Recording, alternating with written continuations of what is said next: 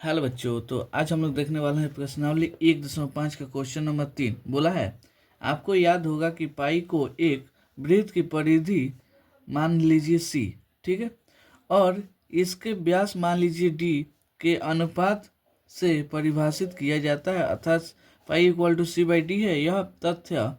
यह इस तथ्य को अंततः विरोध करता हुआ प्रतीत होता है कि पाई अपरिमेय है। इस अंतर्विरोध का निवारण आप किस प्रकार कर सकते हैं? देखिए, यहाँ पे सिंपल बोला है। पहले यहाँ पे आपको हम एक वृत्त बनाते हैं, ठीक है। ये मान लीजिए ये क्या है जी, सर्कल।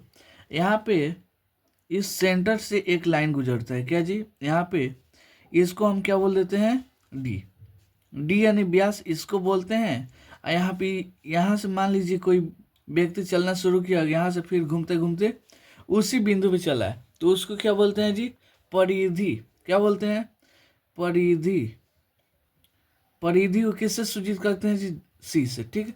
तो यहाँ पे बोला है वृत्त की परिधि हम कैसे निकालते हैं जी, pi equal to C by D, ऐसे निकालते हैं, ये कोई दिक्कत नहीं है। लेकिन यहाँ देखिए ये क्या हो गया जी, वृत्त की परिधि का फॉर्मूला ये वाला हो गया। लेकिन यहाँ बोला है कि पाई तो एक क्या है जी, अपरिमेय संख्या। पाई अगर ये अपरिमेय संख्या है तो वृत्त की परिधि कैसे निकलता है, ठीक है। उसी का कुछ अंतक विरोध यानी कुछ इसमें तथ्य पूछे गए हैं, उसी को क्या करना है जी, बताना है। तो देखिएगा यहाँ पे, इसलिए यहाँ पे पाई का मान कितना होता है जी, 22/7। आपको बचपन से पढ़ाया गया होगा कि पाई का मान कितना होता है जी, 22/7। और आपको ये भी बताया गया होगा कि पाई क्या है जी, पाई यहाँ पे एक अपरिमेय संख्या है। क्या है जी, अपरिमेय संख्या। तो अब आपके मन में एक सवाल आ रहा होगा, क्या जी, कि पाई का मान यहाँ पे 22/7 है, जिसे हम p/q के रूप में लिख सकते हैं। लेकिन तो ये परिमेय होना चाहिए ना, ये अपरिमेय क्यों है?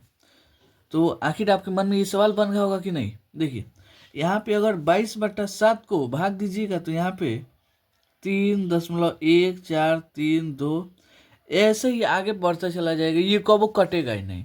माने पूरा यहाँ पे स्टॉप होगा नहीं, आगे बढ़ते चला जाएगा, बढ़ते चला जाएगा, और ना ये कभी रिपीट करेगा।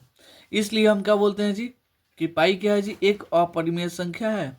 और अपने सवाल को, अपने क्वेश्चन को आसानी से बनाने के लिए पाई को हम अपने मन से क्या माने हैं जी, इसका लगभग मान माने हैं कितना जी, 22/7। एक्चुअल में पाई का मान इतना क्या है जी, नहीं है, बस हम इसे अपने मन से मान लिए हैं अपने सुविधा के लिए। तो वही पूछा था कि ये परिमेय है तो अपरिमेय हम क्यों कहते हैं। तो आइए हम इसमें कुछ तथ्य लिख देते हैं। यहाँ पे इतना समझ में आया ना, बस इसी को हम क्या करना है जी, जो समझाएं उसी को लैंग्वेज में लिख देना है।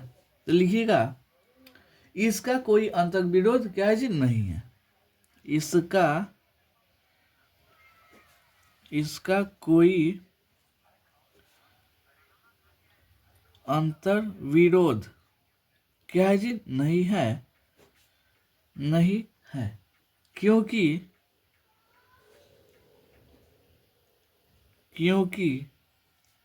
जब भी एक स्केल, क्या जी, जब भी एक स्केल या किसी अन्य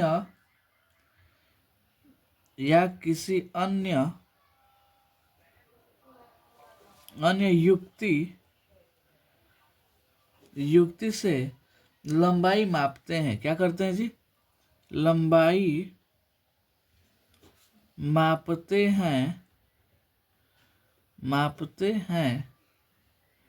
हैं तो हमें केवल क्या होता है जी, केवल होगा, ठीक है, केवल एक सन्निकटम, क्या जी, एक सन्निकट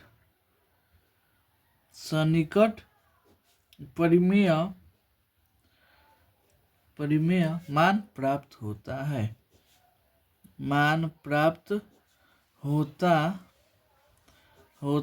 है। अतः क्या जी, यहाँ देखिए क्या लिखे हैं जी, इसका कोई अंतर्विरोध नहीं है। क्योंकि जब भी इसकी क्योंकि जब भी स्केल या किसी अन्य मशीन से इसकी लंबाई यानी इसकी लंबाई मापा जाता है तो कोई परफेक्ट वैल्यू क्या होता है जी नहीं मालूम चलता है। इसका सन्निकटम, जैसे आप देखिए इसको हम लंबाई से यानी भाग देके देखें तो इसका कोई सन्निकटम वैल्यू आया ना, सन्निकट यानी एकदम एक्चुअल में ये नहीं आया, इसके आसपास में ये आया, तो हम इसको ऐसे मान लिए। तो क्या माने जी, सन्निकटम परिमेय प्राप्त होता है।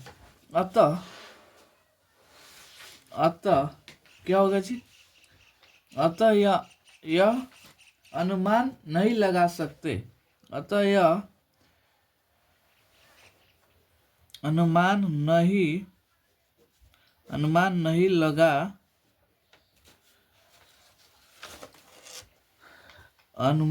लगा सकते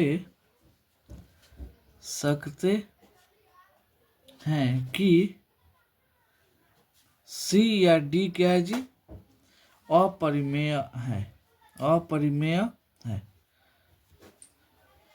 देखिए ये क्वेश्चन आपके एग्जाम में आएगा नहीं, बस आपके नॉलेज के लिए ये क्वेश्चन दिया हुआ था और इसे हम बहुत आसानी से क्या कर दिए जी, हल कर दिए। ये बस लैंग्वेज वाला क्वेश्चन है इसलिए आपको थोड़ा टफ लग रहा होगा, लेकिन इस क्वेश्चन में है कुछ नहीं, बस यहाँ पे कुछ तथ्य होता है, इसी को हम लैंग्वेज से समझा दिए। ठीक है, तो चलिए मिलते हैं अगले वीडियो में अगले क्वेश्चन के लिए, तब तक के लिए धन्यवाद।